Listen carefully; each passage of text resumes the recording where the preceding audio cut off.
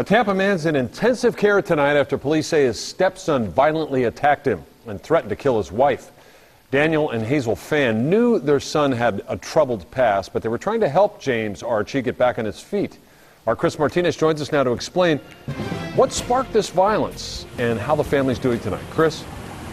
Well, Brendan, the good news here is that Hazel Fan tells me her husband is improving at this hospital and doctors do expect him to recover. She also told me her son has attacked her before, but she was hoping just a few days after he left rehab that he might be a changed man.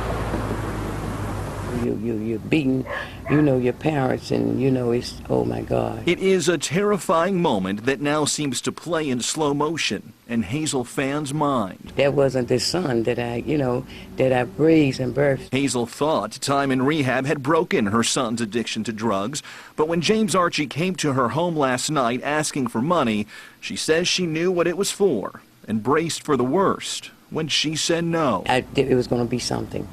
I knew then that it was going to be something. That something, police say, was a violent overnight attack. Officers say Archie snuck back into his parents' house after they asked him to leave and then beat his mother, threatening to kill her before turning his rage on her husband. And when his stepfather, who is partially paralyzed, came in to intervene to help, he grabbed his mother's walking cane and repeatedly beat him over the head. Police say that beating was so severe it left Daniel Fan in a critical coma for hours.